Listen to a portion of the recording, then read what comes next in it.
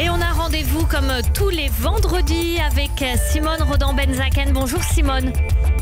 Bonjour Eva. Alors Simone, aujourd'hui vous souhaitez nous parler d'un parallèle qu'on entend assez peu. Ce parallèle que vous faites, c'est le parallèle entre l'Ukraine et Israël. Oui, effectivement Eva, et surtout de la façon dont ces deux pays qui deviennent plus des pays, mais qui deviennent des symboles instrumentalisés, en particulièrement aux États-Unis. Il y a quelques jours, j'écoutais un podcast de Candace Owens, une figure très influente de la droite populiste américaine. Vous ne la connaissez peut-être pas ici en France, mais aux États-Unis, c'est une star. C'est une ancienne activiste de gauche qui a viré droite populiste ultra. Elle est anti-immigration, anti-avortement, anti-woke, anti-plein de choses. Elle est anti beaucoup de choses. Ouais. Elle a beaucoup de choses.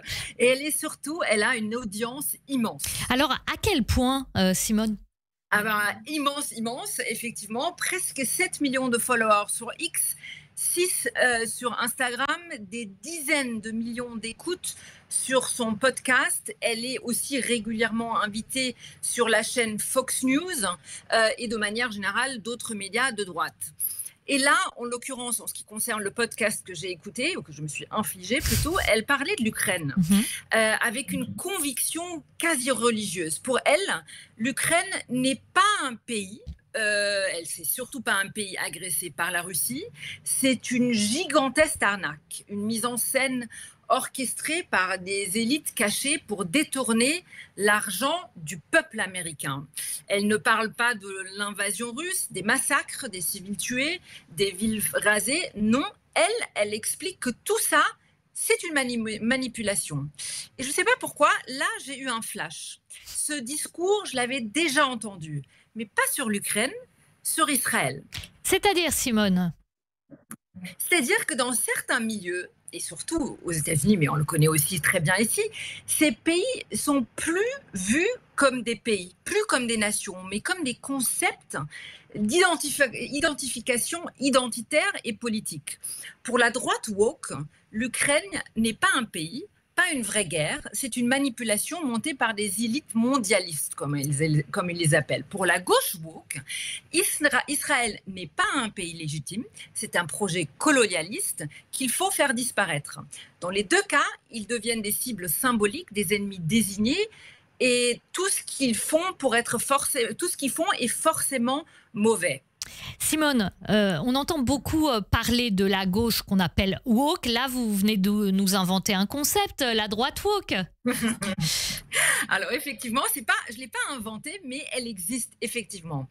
La réalité, c'est que la droite woke fonctionne exactement pareil. La gauche woke, vous l'avez dit, on la connaît, elle divise le monde en oppresseurs et opprimés, elle explique que l'histoire est un enchaînement de crimes où l'Occident est forcément coupable, mais la droite woke fait exactement la même chose, mais à l'envers. Pour elle, les vrais opprimés, ce sont les blancs, les chrétiens, les hommes, les hétérosexuels. Et les coupables, ce sont les élites, les minorités, les progressistes. C'est la même mécanique, juste inversée. Et c'est exactement ce que j'ai entendu chez Candace Owens. Pour la droite woke, l'Ukraine n'est pas un pays agressé, c'est une fraude. Pour la gauche woke, Israël n'est pas un pays menacé, c'est un oppresseur absolu. Dans les deux cas, ils ne sont pas des réalités, mais des fantasmes. Et d'une certaine manière, et c'est ça qui me semble vraiment intéressant, l'incarnation du mal. Et forcément, ça glisse toujours vers l'antisémitisme. Forcément, vous insistez sur ce mot, forcément. Alors pourquoi forcément ? Parce que ce sont les mêmes mécaniques et les mêmes fantasmes. À l'extrême droite comme à l'extrême gauche, on retrouve les obsessions, les mêmes accusations. Candace Owens, je vous l'ai dit, mais il y a aussi Tucker Carlson, Joe Rogan, qui font tous partie de l'affaire à l'extrême droite. De l'autre côté, il y a Ilhan Omar, Linda Sarsour, Cornel West, tous ces gens que vous ne connaissez pas les mots, mais je vous encourage à chercher. Et que le monde est dirigé par une élite cachée et que ces élites, au bout du compte, ont toujours le même visage. Ils partagent aussi une obsession de la pureté. Alors, la pureté genrée, identitaire, raciale, nationale. Pour la gauche woke, Israël est un oppresseur colonial blanc forcément coupable, je vous l'ai déjà dit, et les Juifs sont donc devenus l'incarnation ultime du racisme, de l'apartheid et du génocide. Pour la droite woke, l'Ukraine est un pion mondialiste corrompu forcément coupable. Et donc, qui dirige le mondialisme corrompu forcément coupable? Les Juifs. Ce sont les globalistes. Voilà, et forcément les Juifs. Voilà, pile tu perds, face tu perds. Vous dites que ça a toujours été comme ça, Simone? Oui, alors je n'ai pas besoin vraiment de vous le rappeler, mais je le fais quand même. Les Juifs ont toujours été accusés de tout et son contraire. Ils sont nationalistes, fanatiques et apatrides cosmopolites. Ils sont capitalistes, rapaces et communistes infiltrés. Ils sont trop puissants, mais éternelles victimes. Les raisonnements changent. La cible, elle reste toujours la même. Pourtant, il faut le souligner, l'Ukraine n'est pas une fraude, Israël existe bel et bien, ce sont des réalités concrètes. Exactement. L'Ukraine n'est pas une marionnette des États-Unis, c'est un pays en guerre, attaqué par un régime impérialiste qui s'appelle la Russie. Israël n'est pas une fiction coloniale, c'est une nation qui lutte pour sa survie contre des groupes terroristes et des États qu'ils veulent l'anéantir. Et pourtant, il y a toujours des gens qui veulent inverser les rôles. Ces deux pays sont pourtant en première ligne, et c'est ça le point commun. Ils sont en première ligne face à des régimes qui veulent imposer un monde où la force écrase le droit. Donc c'est plus large en fait que ces deux pays. Oui, c'est un choix de société. Abandonner l'un ou l'autre, c'est donner raison à ceux qui veulent un monde où les démocrates ne méritent pas d'être défendus. Un monde où les frontières changent sous la force, où les alliances ne se font plus sur les valeurs, mais sur des rapports de domination. Et le plus ironique, c'est que ceux qui dénoncent le plus l'impérialisme ne sont pas toujours ceux qui s'inquiètent le plus de voir des dictatures redessiner la carte du monde. Donc, si j'ai bien tout suivi, Simone, pour vous, Israël et l'Ukraine sont liés? Exactement, mais pas de la manière dont Candace Owens, Ilhan Omar, etc. le pensent. Pas parce que les Juifs les dirigent, mais parce que ce sont des démocraties assiégées. Et la vraie question, ce n'est pas qui les soutient, ou qui les dirige, ou qui les manipule, mais qui, au fond, veut vraiment les voir disparaître. Alors, effectivement, c'est une question qui se pose et c'est plus large que ces deux pays. Mais Israël et l'Ukraine, finalement, ils sont liés aussi dans les discours.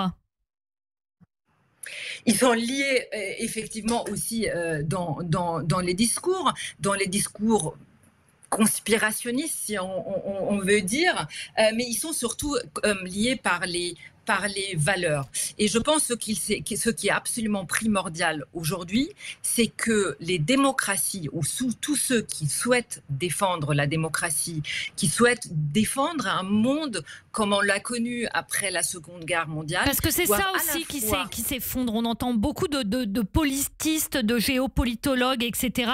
expliquer, voilà, ça a ses défauts, la Cour pénale internationale, l'ONU a plein de défauts, mais ce sont des organismes qui ont été mis en place avec de bonnes intentions pour empêcher justement les rapports de domination, de force, et surtout des organismes mis en place après la Seconde Guerre mondiale, après ce qui s'était passé durant la Seconde Guerre mondiale, et même souvent sur des concepts de droit internationaux qui ont été conçus par des juristes qui eux-mêmes avaient échappé à la Shoah et avaient conçu ces concepts de droit. C'est important aussi de vous entendre là-dessus aujourd'hui, Simone Rodan-Benzaken, parce que on parle beaucoup de l'ONU, de ses défauts, et Dieu sait qu'il y en a, de l'UNRWA, avec tous les problèmes qu'il y a eu par rapport au Hamas, etc.